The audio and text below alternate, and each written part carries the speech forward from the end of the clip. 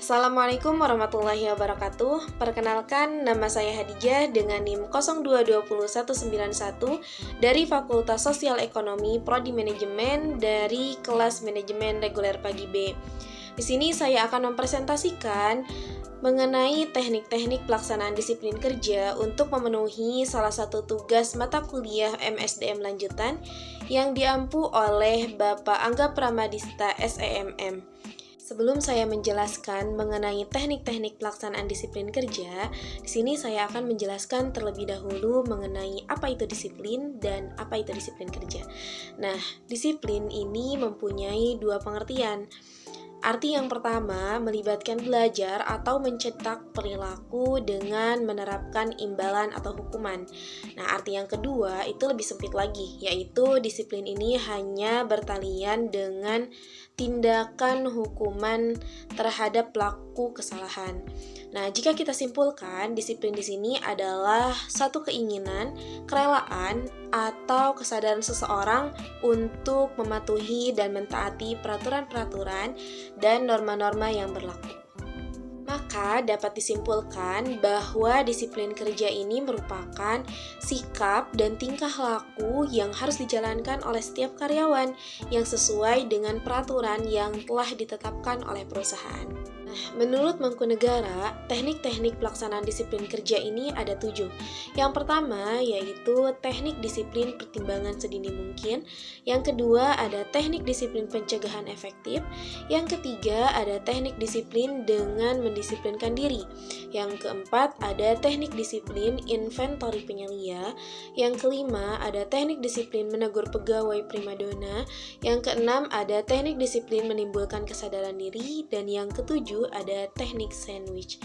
Masuk ke pembahasan yang pertama mengenai teknik disiplin pertimbangan sedini mungkin. Apa sih teknik disiplin pertimbangan sedini mungkin ini? Nah, teknik disiplin pertimbangan sedini mungkin merupakan tindakan perbaikan sedini mungkin, terlebih ditujukan kepada karyawan baru atau karyawan lama yang baru saja dipindah dari bagian lain. Sebaiknya diberikan masa percobaan atau perlu adanya pengawasan yang lebih. Nah, jika di masa percobaan karyawan tersebut melakukan kesalahan, maka manajer harus segera melakukan perbaikan atas tindakan karyawan tersebut. Jangan menunggu sampai percobaan itu selesai. Selanjutnya, ada teknik yang kedua, yaitu teknik disiplin pencegahan yang efektif. Nah, dengan teknik ini, manajer melakukan cara-cara yang dapat digunakan sebagai pencegahan terhadap tindakan yang melanggar disiplin. Nah, cara-cara tersebut misalnya dengan mengadakan program-program pelatihan khusus di setiap tingkatan manajemen. Kemudian, manajer membentuk kelompok-kelompok yang nantinya dihadapkan pada persoalan-persoalan yang khas yang telah dialami pada masa lampau. Nah, tujuan lain dari konferensi-konferensi kelompok ini yaitu untuk meningkatkan keakraban manajer dengan kebijakan sekarang dan untuk bertukar pikiran mengenai bagaimana menggunakan disiplin pencegahan secara efektif, bukan disiplin dengan hukuman. Cara lain yang dapat digunakan yaitu dengan mengadakan hubungan kerja yang erat dengan setiap bawahan. Manajer dapat memberikan pujian tentang prestasi kerja bawahannya. Dengan demikian, bawahan akan merasa dihargai dan diperhatikan sehingga akan memicu bawahannya tersebut untuk bekerja lebih baik lagi. Kemudian lanjut di teknik yang ketiga yaitu teknik disiplin dengan mendisiplinkan diri. Nah, teknik disiplin yang paling penting dipelajari adalah teknik mendisiplinkan diri. Disiplin diri yaitu usaha seseorang untuk mengendalikan reaksi mereka terhadap keadaan yang mereka senangi dan usaha seseorang untuk mengatasi ketidaksenangan itu. Nah, sebagai contohnya, yaitu belajar menerima orang yang tidak disukai dan mengerjakan pekerjaan yang tidak disenangi. Yang keempat, ada teknik disiplin inventory penyelia. Nah, teknik disiplin inventory penyelia ini mengandalkan alat pengukur untuk menentukan perlunya pelatihan manajemen dalam bidang disiplin. Nah, Manfaatnya yaitu untuk memberikan pengetahuan pada seorang manajer tentang kesadaran dan pemahaman manajer tentang bidang-bidang kritis dalam disiplin, seperti sebab-sebab terjadinya masalah dalam disiplin atau komunikasi atau prinsip dan konsepsi tentang disiplin maupun proses penentuan hukum, pembuatan kaidah, dan pengambilan keputusan tindakan kedisiplinan. Nah, kemudian dengan alat tersebut, kemudian manajer dan bawahannya harus saling menjawab pertanyaan yang ada dalam alat tersebut. Dan selanjutnya, manajer dan bawahannya mendiskusikan perbedaan pendapat tentang jawaban mereka. Nah, diskusi tentang jawaban tersebut dapat memperkaya gagasan dan memperluas pengetahuan seseorang dalam menerapkan disiplin. Kemudian yang kelima ada teknik disiplin menegur pegawai primadona. Nah, pegawai primadona di sini yang dimaksudkan adalah pegawai yang paling menonjol dari pegawai lainnya. Menonjol dalam hal ini bukan karena prestasinya. Misalnya, pegawai tersebut memiliki hubungan darah dengan pemimpin perusahaan, atau pegawai tersebut merasa lebih pandai, merasa sangat diperlukan, dan merasa lebih baik dari yang lain. Maka pegawai tersebut harus ditegur dan manajer harus menemukan sebab-sebab pegawai tersebut menunjukkan perilaku demikian. Nah, tujuan pegawai tersebut ditegur yaitu agar menjadi pegawai yang lebih baik dan teratur. Nah, jangan sampai tim ini rusak hanya gara-gara satu pegawai yang merasa menonjol tersebut. 6. Ada teknik disiplin menimbulkan kesadaran diri. Teknik ini bertujuan untuk memberikan teguran secara lunak kepada bawahan jika si bawahan ini melakukan pekerjaan-pekerjaan yang sebenarnya tidak perlu dia lakukan.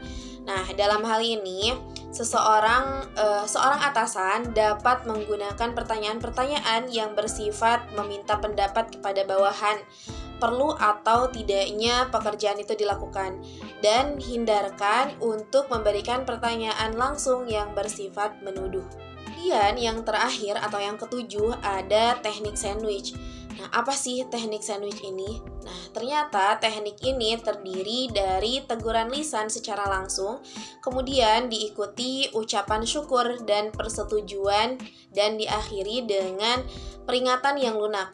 Nah, sehingga diibaratkan sandwich, yaitu ada ucapan syukur yang diselipkan di antara dua teguran yang semua dilakukan pada saat itu juga. Dari penjelasan tadi, mungkin penjelasannya lebih ke dunia kerja. Namun, jika kita lihat dalam kehidupan sehari-hari, teknik pelaksanaan disiplin kerja ini banyak diterapkan. Misalnya, tadi yang pertama mengenai teknik disiplin pertimbangan sedini mungkin. Nah, ada satu kasus yang bersumber dari medcom.id, bahwasannya Victor Laiskodat yang merupakan gubernur Nusa Tenggara Timur itu menetapkan atau menerapkan peraturan untuk masuk sekolah itu di pukul 5.30 waktu Indonesia Tengah. Nah, kemudian Surya Paloh ini menanggapi, dia menilai kebijakan itu mungkin saja bisa memberi hasil yang lebih baik atau meningkatkan kualitas pendidikan di NTT seperti yang diharapkan. Soal jam masuk sekolah yang lebih awal, dia menilai itu upaya membangun etos kerja dan disiplin. Kemudian, siswa perlu disiapkan sedini mungkin untuk menjadi pemimpin masa depan yang berkarakter. Yang kedua, mengenai teknik disiplin pencegahan yang efektif.